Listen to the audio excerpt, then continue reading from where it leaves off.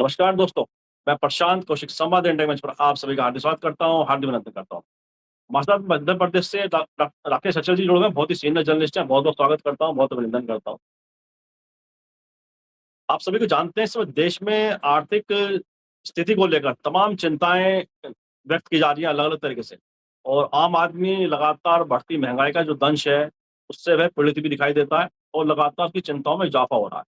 तो जिस तरह से ईंधन की जो संकट है, उसकी बात की जा रही है और तमाम जो उसपे बढ़ोतरी का जो दामों का बढ़ोतरी है, वह भी लोग स्पष्ट रूप से सामने दिखाई देती है। ऐसे में डॉक्टर मनमोहन सिंह जो पूर्व प्रधानमंत्री थे, बड़े अर्थशास्त्री थे, वित्त मंत्री रहे नरसिम्हा राव जी के टाइम में, फिर प्रधानमंत्री बने, 10 साल वह प्रधानमंत्री रहे। उनको लोग अचानक से याद करने लगे हैं। हालाँकि उनकी कटु आलोचना उनके कार्यकाल में लोग करते रहे, लेकिन आज उनकी जो उनको याद कर लोग कह रहे हैं कि ऐसे एक व्यक्ति की बहुत आवश्यकता है जो अर्थशास्त्र को अच्छा ज्ञाता हो और उसकी अच्छी पकड़ हो और अच्छा उसका अनुभव हो। आखिर ऐसे कौन से कारण हैं, ये सब जानेंगे हम राकेश हचल जी से, क्योंकि बड़ा अनुभव है इनका भी राजनीति को देखने का, परखने का और सामाजिक रूप से भी उन चीज़ों को देखने का, परखने का। राकेश जी, क्या लगता है आपको डॉक्टर मनमोहन सिंह अचानक क्यों याद आए लोगों को? क्या ऐसी क्या स्थिति हो गई देश में, ऐसी क्या आर्थिक जो दिक्कतें हैं, क्या उसके बनिस्पत ऐसा हुआ है? उसको लेकर लोग मनमोहन सिंह को याद कर रहे हैं, क्या लगता है आपको? धन्यवाद प्रशांत जी। देखिए, आपने आज विषय बड़ा अजीब-सा चुना है कि आर्थिक संकट के दौर में पूर्व प्रधानमंत्री डॉक्टर मनमोहन सिंह क्यों याद आए। मनमोहन सिंह पैदाइशी राजनेता नहीं थे। उनकी रगों में व्यापार नहीं बहता था, सिंदूर नहीं बहता था। वो इकोनॉमिस्ट थे, इकोनॉमी के स्कॉलर थे, देश में पढ़े, विदेश में पढ़े, देश में पढ़ाया, विदेशों में पढ़ाया। हिंदुस्तान में जो कांग्रेस की सरकारें रहीं, उसमें वो हर महत्वपूर्ण पद पर रहे, योजना आयोग हो, चाहे आर्थिक सलाहकार का पद हो, चाहे वित्त मंत्री का पद हो और फिर चाहे प्रधानमंत्री का पद हो। और उनके दौर में भी आज जैसी मंदी हिंदुस्तान पर या देश दुनिया के दूसरे देशों पर छाई है, वैसी मंदी उस समय भी आई थी उनके कार्यकाल में। और वो वैश्विक मंदी थी, तब कोई युद्ध की वजह से मंदी नहीं आई थी, दूसरे कारण थे उसके। लेकिन डॉक्टर मनमोहन सिंह ने अपने स्वाध्याय, अपने ज्ञान और अनुभव के बूते पर एक ऐसी टीम तैयार की थी कि जिसने उस समय तात्कालिक परिस्थितियों में जो आर्थिक मंदी थी, उससे इस देश को उबारने के लिए उपाय किए। उन्होंने वो बात नहीं की कि मुँह से कुछ कहें और करें कुछ। कथनी और करनी में उनकी में फ़र्क नहीं था। उन्होंने जिस तरह से आज अपील हो रही है इस देश की जनता से, गरीब जनता से, मध्यम वर्गीय जनता से कि कम खाओ, कम पियो, कम पहनो, कम घूमो, ऐसी कोई अपील नहीं की। उन्होंने वैश्विक जो मंदी थी उसका मुकाबला करने के लिए भारत को तैयार किया। आयात और निर्यात में संतुलन कायम किया, आयात पर भारत को निर्भर नहीं होने दिया। जिन चीज़ों पर हमारी निर्भरता थी उनका उत्पादन बढ़ाने की कोशिश की। जो हमारे विदेशी मुद्रा के भंडार थे उनको नियंत्रित करने के लिए सरकारी स्तर पर ज़्यादा मेहनत की, बजाए कि आम जनता से कहा हो कि आप विदेश मत जाओ, आप घूमने मत जाओ। तो उन्होंने कभी नहीं कहा कि आप सोना मत खरीदो 1 साल तक। उसकी वजह ये थी कि वो स्वयं अर्थशास्त्र को समझते थे और जो व्यक्ति अर्थशास्त्र को समझता है, उसे पता है कि 1 रुपया आता कहाँ से और खर्च कैसे होता है, खर्च कैसे किया जाना चाहिए, उसमें बचत कैसे हो, आपात स्थितियों में उसका इस्तेमाल कैसा हो।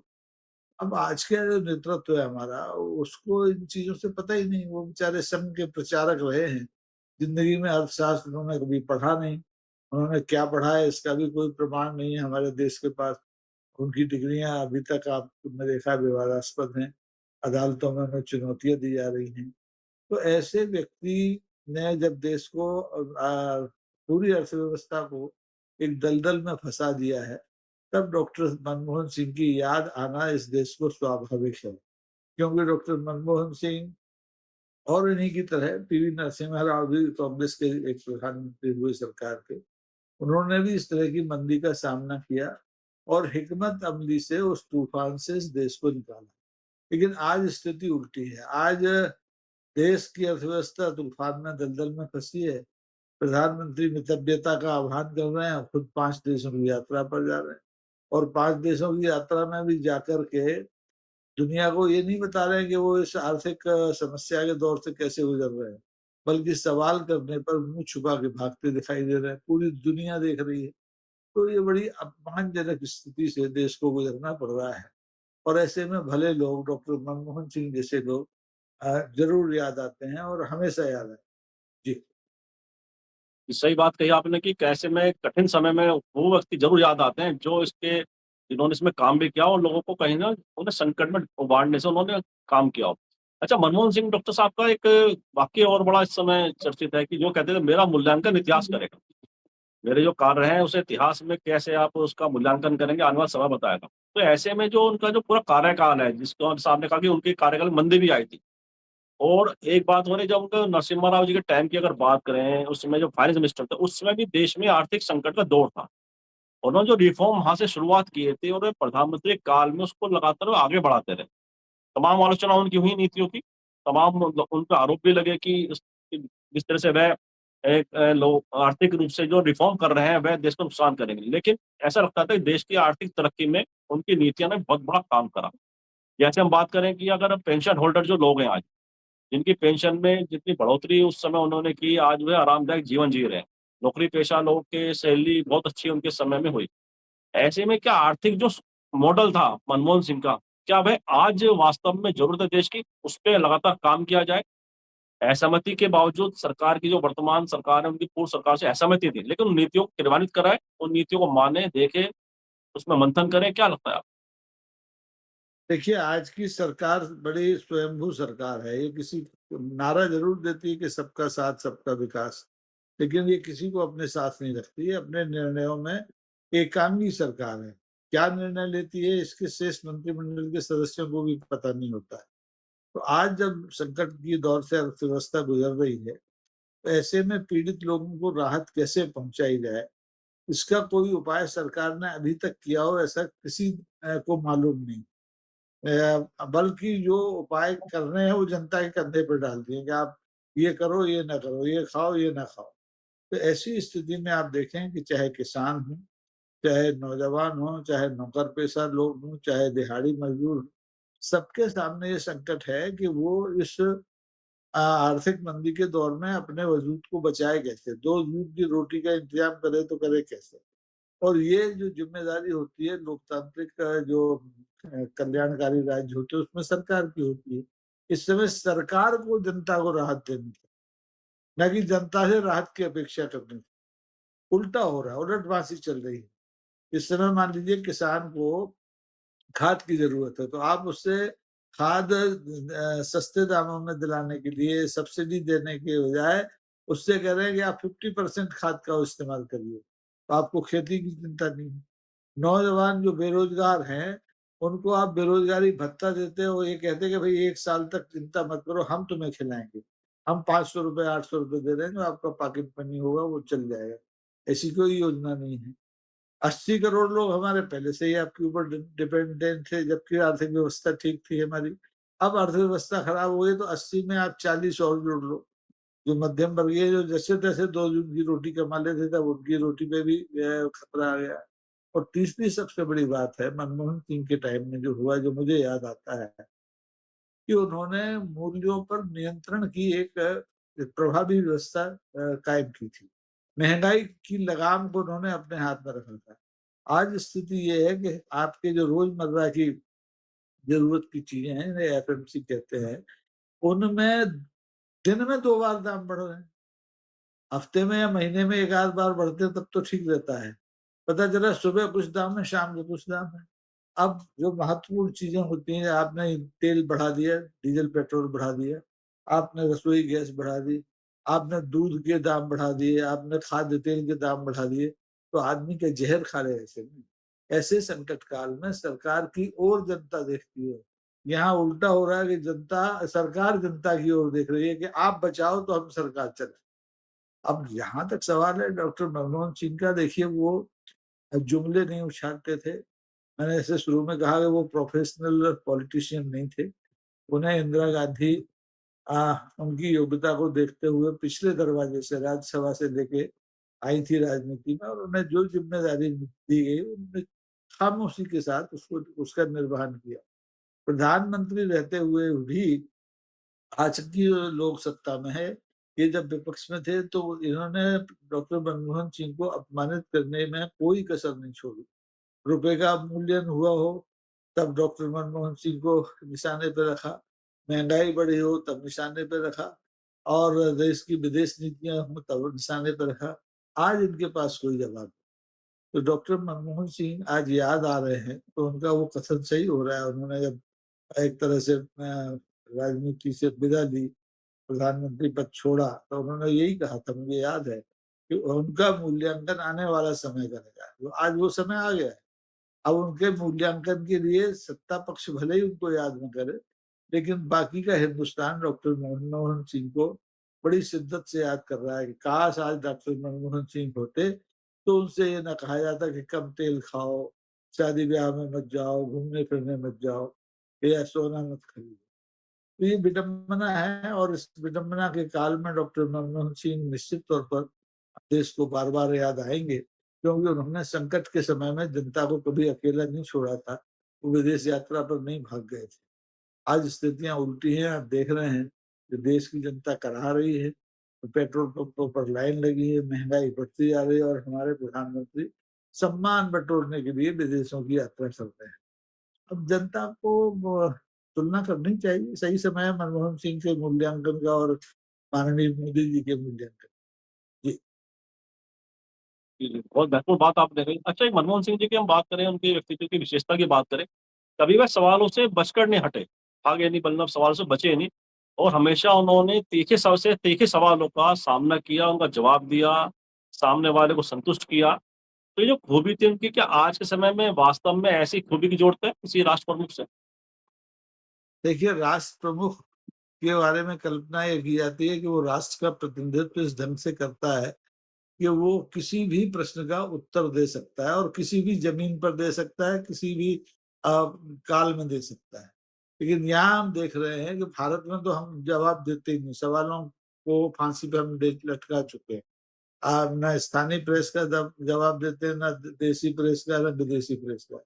लेकिन जब हम विदेश की धरती पे जाते हैं, जहाँ की शिष्टाचार होता है कि जब 2 राष्ट्राध्यक्ष मिलते हैं और प्रेस से बात करते हैं, वहाँ भी आप मुँह छुपा के सवालों की अनसुनी करके निकलते हुए दिखाई दे रहे हैं। उस ज़माने में तो ये विज़ुअल मीडिया इतना नहीं था, आज तो सब कुछ दिखाई दे रहा है। तो इससे भारत की जो प्रतिष्ठा है, वो बहुत मिट्टी में मिली है। एक तरफ आप दम भरते हैं कि आप विश्व गुरु के रूप में भारत को स्थापित कर रहे हैं, दूसरी तरफ आपके पास छोटे-छोटे सवालों के जवाब नहीं हैं और उस धरती पर नहीं है, जिस धरती पर नॉर्वे को कहा जाता है कि प्रेस स्वतंत्रता के मामले में वो दुनिया में पहले या दूसरे नंबर पर है। सच्चाई के मामले में, ईमानदारी के मामले में, उस ज़मीन पर आप जवाब नहीं दे पा रहे। आप तो छोड़िए, आपके जो कूटनीतिक आपने अधिकारी वहाँ बिठा रखे हैं, दूत के तौर पर, वाणिज्यिक दूत के तौर पर, उनको जवाब नहीं आ रहे हैं, वो भी जुमले और भाषण देते दिखाई दे रहे हैं। तो ऐसी हास्यास्पद स्थिति हिंदुस्तान की पहले कभी नहीं रही। हिंदुस्तान में चाहे आईएफएस सर्विसेज के लोग रहे हों, चाहे राजनीतिक क्षेत्र से लोग रहे हों, अगर उन्हें विदेशों में भेजा गया है तो उन्होंने भारत की जो छवि है उसको निखारने की कोशिश की है, बिगाड़ने की कोशिश नहीं की है और आज तो दुर्भाग्य है कि देश का प्रधानमंत्री सवालों से भाग रहा है। मुझे याद आता है कि श्रीमती इंदिरा गांधी नॉर्वे की यात्रा पर गई थीं, उस समय कौन वहाँ के प्रधानमंत्री थे, मेरी स्मृति से निकल रहा है। दोनों ने संयुक्त रूप से बैठ के पत्रकार वार्ता दी थी और बहुत इत्मीनान से, बिना किसी तैयारी के, कोई प्रॉम्प्टर, टेलीप्रॉम्प्टर उस समय नहीं चलता था। आधा घंटे पत्रकार वार्ता हुई और श्रीमती इंदिरा गांधी ने हर सवाल का जवाब दिया। इंदिरा गांधी को छोड़िए, लोकसभा में प्रतिपक्ष के नेता राहुल गांधी, वो जब भी विदेश यात्रा पर जाते हैं, अमेरिका जाएँ, इंग्लैंड जाएँ, कहीं भी जाएँ और लोग उनसे सवाल करते हैं, वो जवाब देते हैं, वो भागते नहीं सवालों से। तो अब जब आप सवालों का सामना ही नहीं करना चाहते, कर नहीं पा रहे हैं, इससे आपकी डेप्थ, आपकी गहराई, आपका जो गुरुता है उसका पोल खुलती है और अब दुनिया देख रही है, विपक्ष को कुछ कहने की ज़रूरत नहीं है, हमें आपको कुछ कहने की ज़रूरत नहीं है। सबको सब दिखाई दे रहा है, क्या काला है, क्या पीला है। जी। जी, जी। अच्छा, अगर हम बात करें कि आर्थिक जो विषमताएँ आ जाती हैं आर्थिक नीतियों में, कहीं न कहीं अगर संशोधन की अगर बात करें, या उसमें कुछ परिवर्तन की बात करें, तो उसमें स्वीकार करने में उन कमियों को क्या दिक्कत है? ऐसे में अगर विपक्ष के जो तमाम नेता हैं या तमाम जो आर्थिक रूप से विशेषज्ञ हैं, जो स्टेक होल्डर हैं इन चीज़ों के, मतलब ज्ञाता हैं लोग हैं, उनके साथ बैठ के अगर सर्वमान्य कोई ऐसी नीति बनाई जाए वर्तमान दौर में, जिसकी बहुत आवश्यकता है कि आर्थिक रूप से हम कैसे अपने को सुरक्षित रखें। उसमें क्या दिक्कत सरकार मानती है? सरकार को क्या पहल नहीं करनी चाहिए इसके लिए? तमाम ऐसे लोगों के साथ बैठे, विमर्श करे, बात करे, एक ऐसी नीति बनाए जिससे एक आर्थिक संकट का हल निकल सके? क्या लगता है आपको? देखिए, संकट कोई भी हो, आर्थिक संकट हो, सीमा का संकट हो, समाज का संकट हो, कोविड जैसे था, तो सरकार की ये नैतिक ज़िम्मेदारी है कि वो सबको साथ लेके बैठे और संकट का समाधान करने की कोशिश करें। लेकिन जब आप हठधर्मिता पर उतारू हैं, आप विपक्ष को विपक्ष नहीं मानते हैं, विपक्ष से कोई चीज़ शेयर नहीं करना चाहते कि भई ये संकट का काल है, हमें क्या करना है। तो ऐसे में वो देश को भुगतना ही पड़ता है। अन्यथा आप देखें कि अभी ताज़ा उदाहरण, इसके लिए एक तो क्या है, राजनीति में औदार्य की ज़रूरत है, आप उदार कितने हैं। वो इस सरकार और इस पार्टी में नहीं है। अभी ताज़ा उदाहरण है केरल में शपथ ग्रहण समारोह हुआ मुख्यमंत्री का। उसमें मैंने देखा हारा हुआ मुख्यमंत्री, जीता हुआ मुख्यमंत्री, विपक्ष का प्रदेश अध्यक्ष, सबको बुला के एक मंच पे बिठाया गया। और हमारे यहाँ जो भारतीय जनता पार्टी है उसकी रीति नीति है कि विपक्ष यानी दुश्मन, गणतंत्र दिवस का समारोह हो तो लोकसभा में प्रतिपक्ष के नेता को चौथी लाइन में बिठा दो, जानबूझ के उसका अपमान करो और विपक्ष को विपक्ष का जो नैतिक अधिकार है वो भी आप नहीं देना चाहते। तो बिना बातचीत के अगर आप अकेले देश चलाना चाहेंगे, तो देश आगे नहीं बढ़ेगा, देश गड्ढे में गिरेगा और इसका ताज़ा उदाहरण है। एक तरफ आप देश की आम जनता से, मध्यम वर्ग से कह रहे हैं कि अर्थव्यवस्था को सँभालो, विदेशी मुद्रा भंडार हमारा कम हो रहा है, उसको कम खर्च करो, आपने सीमाएँ बाँधनी हैं। अगर अमेरिका पहले आदमी जाता था तो घूमने-फिरने, तो $10,000 ले जा सकता था, अब आपने $3,000 कर दिया। आपने सोने के आयात पे 15% टैक्स बढ़ा दिया और दूसरी तरफ आप अ, अडानी जैसे लोगों को रोक नहीं पा रहे हैं। वो इस संकट काल में वो देश का 10 अरब डॉलर पैसा ले जाके अमेरिका में निवेश करने की बात कर रहा है। वो अपने आप को वहाँ की जेल से बचाने के लिए 15,000 अमेरिकियों को नौकरी देने की बात कर रहा है। आप ऐसे आदमी को उठा के जेल में बंद कर देना चाहिए कि तुमने भारत सरकार से पूछे बिना ये मसौदा दे कैसे दिया हुआ? आपने वहाँ प्रस्ताव कैसे दे दिया? ये समझौता कैसे कर दिया? एक बहुत बड़ी रकम होती है 10 अरब डॉलर की। लेकिन आपकी जो जो नीतियाँ हैं, आपका जो कानून है, वो गरीब को परेशान करने के लिए है, अमीरों से आप कुछ नहीं कह सकते। जबकि आज ज़रूरत ये थी कि 1 पैसा, विदेशी मुद्रा 1 पैसा, हमारे शेयर बाज़ार से विदेशी निवेशक सब पैसा खींच के लिए चले जा रहे हैं। ऐसे में आप कम से कम देशी उद्योगपतियों को तो रोक सकते हो कि नहीं, आप 1 साल तक विदेश में कहीं निवेश नहीं करेंगे। तो यहाँ वो 10 अरब डॉलर कर रहा है। 10 अरब डॉलर अगर हिंदुस्तान में खर्च कर दिया जाए, तो यहाँ 45,000 लोगों को रोज़गार मिल सकता है। यहाँ की विदेश मुद्रा बचेगी तो अलग बचेगी, लेकिन नहीं, क्योंकि ये मनमोहन सिंह नहीं, ये अर्थशास्त्र नहीं जानते हैं। ये केवल एक शास्त्र जानते हैं कि राजनीति में सत्ता कैसे बची रहे, उस पर इनका नियंत्रण कैसे बना रहे, तो वो कर रहे हैं। और एक तरफ अडानी का भारत है, एक तरफ हमारा आपका भारत है, जो प्रतिबंधों की मार झेल रहा है और एक तरफ वो आज़ाद हैं कि वो विदेशी मुद्रा खपाने के लिए वहाँ चले जा रहे हैं। कोई रोक-टोक नहीं। जी। जी, ठीक बात। अच्छा, एक सवाल और कि प्रधानमंत्री की विदेश यात्रा है, ठीक है, प्रधानमंत्री में राष्ट्र के प्रमुख हैं, तमाम कूटनीतिक रूप से उन्हें विदेश जाना पड़ता है। लेकिन इस बीच में जो प्रोग्राम वहाँ पे होते हैं, वहाँ जो भारतीय रह रहे हैं उन देशों में उन्हें बुलाकर जो प्रोग्राम आयोजित किए किए जाते हैं, क्या एम्बेसी के द्वारा आयोजित होते हों या पार्टी के द्वारा आयोजित होते हों, तो उसमें भी तो विदेशी मुद्रा खर्च होती है। ऐसे में जब विदेशी मुद्रा बचाने की प्रधानमंत्री बात करते हैं, तो ऐसे में उन वहाँ पे प्रोग्राम ऐसे आयोजित करने की क्या औचित्य है? भई वहाँ भी जो मुद्रा खर्च हो रही है, अभी तो विदेशी मुद्रा खर्च हो रही है। क्या लगता है आपको? देखिए, पिछले 12 साल में आपने देखा कि देश में ही नहीं, विदेशों में भी भारतीय जनता पार्टी और भारतीय जनता पार्टी की सरकार के नेता अपनी व्यक्तिगत छवि बनाने के लिए, देश की छवि नहीं, अपनी व्यक्तिगत छवि बनाने के लिए सरकारी संसाधनों का बेशर्मी से इस्तेमाल करते हैं। आपको विदेश यात्रा करनी है, अभी आप 5 विदेशों की यात्रा पर गए होंगे, कौन से अंतर्राष्ट्रीय फोरम पे बैठक हो रही थी या कोई निर्णय लिए जाने थे। आप ये काम दिल्ली में बैठ के भी ऑनलाइन कर सकते थे। जनता से आप कह रहे हैं ना कि आप ऑनलाइन काम करो, वर्क फ्रॉम होम, अब भी करो। उद्घाटन करने तो जाना नहीं था, वहां से कोई निवेश आप लेके आ नहीं रहे हैं इस समय। केवल इंडियन जो डायस्पोरा है, जो प्रवासी भारतीय, उनको संबोधन करना है, वो भी ऑनलाइन कर रहा हूँ ना। लेकिन वहां आपको नारे लगवाने हैं मोदी मोदी के, और उस पर आपका पैसा पानी की तरह खर्च होना है। वो पैसा नॉर्वे की या नीदरलैंड की सरकार का नहीं है। भारतीय प्रवासियों को अगर इकट्ठा करना होता है, तो भारत का जो वहाँ राजदूत बैठा है, भारत के जो व्यापारी बैठे हैं, वो खर्च करते हैं। वो पैसा अगर ऐसे संकट काल में प्रधानमंत्री दिल्ली में बैठ के अपील करे प्रवासियों से, दुनिया भर के प्रवासियों से, केवल नॉर्वे की बात नहीं है, जहां जहां प्रवासी हैं, उनसे कहे कि भाई आप विदेशी मुद्रा भेजो कमा के हमारे यहाँ, हम देश संकट में हैं, संभालो हमें। ऐसी कोई अपील नहीं की जा रही, बल्कि आप पर्यटन कर रहे हैं, राजनीतिक पर्यटन कर रहे हैं। तो राजनीतिक पर्यटन पर भी वैसी ही रोक लगाने की बात होनी चाहिए, जैसे कि हिंदुस्तान के आम आदमी से आप कह रहे हैं कि घर बैठो, तो कारें पूल करो, मेट्रो में घूमो, तो आप भी मत घूमो। आप जब आचरण सही करेंगे तो जनता भी करेगी, और हम इससे संकट से जल्दी बाहर आ सकते हैं। लेकिन आपका आचरण तो वही है, पर उपदेश कुशल बहुत तेरे, संकट ये आ रहा है। जी। जी, जी, संकट यही है कि उपदेश तो है, लेकिन ये कुशल बहुतेरे वाली जो बात है, वास्तव में बड़ा गंभीर विषय है। और कागज अंत में आते हैं कि अगर जो सच्चाई है संकट की, जब उसको स्वीकार करने से ही परहेज है, उस स्वीकार करने में दिक्कत है, तो संकट का समाधान कैसे निकलेगा? ये बड़ा सवाल है।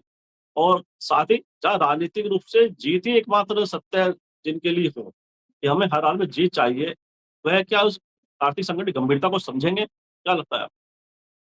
देखिए, कि संकट आर्थिक हो या वैश्विक हो या सीमाओं का संकट हो, बड़े से बड़े संकट से, और छोटा देश हो या बड़ा देश हो, निकल सकता है अगर आपके बीच में जनता को एक सूत्र में बांधने की क्षमता हो। आप देश की जनता को जब से सत्ता में आए हैं, 2 ध्रुवों पर बाँट के रखे हैं कि एक तरफ हिंदू है, एक तरफ मुसलमान है, एक तरफ ईसाई है, एक तरफ जैन है। तो आपने तो जो एकता का सूत्र है वो पहले ही तोड़ दिया है।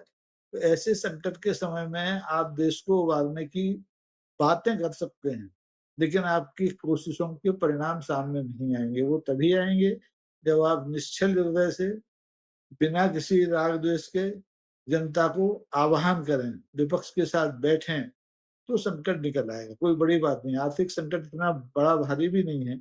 इस देश की जनता तो अपरिग्रही जनता है। महाराणा प्रताप युद्ध के काल में अगर घास की रोटी खा सकते हैं, तो आम सही। आदमी भी वो वक़्त से गुज़र सकता है। लेकिन आपकी नीयत तो वैसी दिखाई दे। आप अपने साथ सर्वानंद कर रहे हैं, सारे सुख भोग रहे हैं, और जनता से अगर आप कहेंगे आप त्याग करो, तो ये तो संभव नहीं है। जनता फिर त्यागी बनने के लिए तैयार नहीं है। आप जो करेंगे वो भुगतेंगे आने वाले दिनों में। जब भी मौका मिलेगा, जनता इस परिस्थिति से जो उसको पीड़ा हो रही है, उसका प्रकटीकरण करेगी। अब वो चाहे चुनाव के माध्यम से हो, चाहे किसी दूसरे माध्यम से। और मुझे लगता है कि इस संकट से उभरने के लिए हमें अब पूरा साल नहीं, बल्कि पूरे 2-3 साल लग जाएँगे, क्योंकि हमारी अर्थव्यवस्था पर जो आंकड़े बता रहे हैं, हर साल $1 ट्रिलियन का बोझ आ रहा है। हमारा देश का हर 5वाँ आदमी बीमार है, उसके स्वास्थ्य पर आप खर्च करने के लिए आपके पास पैसा नहीं है। किसान को खाद उपलब्ध कराने के लिए पैसा नहीं है, लोगों को छत देने के लिए पैसा नहीं है, और सबसे बड़ी बात है, रोज़मर्रा की चीज़ों पर आपके दामों पर आपका कोई नियंत्रण नहीं है, आपने खुली छूट दे रखी है लूटने की। तो ऐसे जो दोमुही अगर आप रणनीति बनाएँगे, तो फिर देश तो संकट में तो फँसा ही है, और ज़्यादा गहरे संकट में फँस जाएगा, और उसे उभरने में कितना वक़्त लगेगा भगवान ही जानता है। राजनीति की तो इसकी भविष्यवाणी नहीं कर सकता। मैं भी नहीं कर सकता, शायद आप भी नहीं कर। जी। बिल्कुल ठीक बात है, इसकी भविष्यवाणी कोई नहीं कर सकता है, लेकिन वास्तव में जब तक हम उस चीज़ को अपनी गलतियाँ या तो स्वीकार नहीं करेंगे, या नीतियों में जो सुधार की गुंजाइश है, उसे हम स्वीकार नहीं करेंगे, तो तब तक इस पूरी जो दिक्कतें हैं, आर्थिक दिक्कतें जो सामना इस समय वर्तमान हालातों में देश कर रहा है, उससे निकलना मुश्किल होता जाएगा। और वास्तव में डॉक्टर मनमोहन सिंह, जैसा आपने कहा, कि इसलिए याद किए जा रहे हैं क्योंकि उन्होंने आर्थिक सुधारों की जो पहल की थी आम आदमी हितों के लिए, और कहीं न कहीं आर्थिक रूप से समर्थ भी इस समय एक आम मध्यम वर्गीय परिवार भी हुआ था। इसलिए उन्हें याद भी किया जा रहा है वर्तमान हालातों में। इन्हीं शब्दों के साथ चर्चा को आज विराम भी देते हैं और मैं आपका बहुत आभार व्यक्त करता हूँ कि आपने हमारे दोस्तों समय निकाला। बहुत-बहुत धन्यवाद। और मैं आप सभी से आग्रह करता हूँ इस वीडियो को लाइक करें, शेयर करें, कमेंट करें। साथ ही संवाद इंडिया यूट्यूब चैनल को सब्सक्राइब बेल आइकन अवश्य दबाएँ, इससे चैनल के अपडेट आपको समय से मिलते रहें। एक आग्रह और हमारे कमेंट बॉक्स में अपनी प्रतिक्रियाओं को बैठे लिखें। जो है प्रतिक्रियाओं से हमें पता चलता है हमारी चर्चा आपको कैसी लग रही है। आप सुझाव देना चाहते हैं वह भी दीजिए कि आप सुझाव हमारा मार्गदर्शन करते हैं, हमारी हौसला अफ़ज़ाई करते हैं। साथ ही पुनः आग्रह कि संवाद इंडिया यूट्यूब चैनल को सब्सक्राइब अवश्य करें, साथ ही बेल आइकन दबाएँ, साथ ही हमारे चैनल लिंक ये सभी अपनों को ज़रूर शेयर करें, जिससे हमें आगे बढ़ने में सहायता मिलेगी, आपका सहयोग मिलेगा। बहुत-बहुत धन्यवाद आप सभी।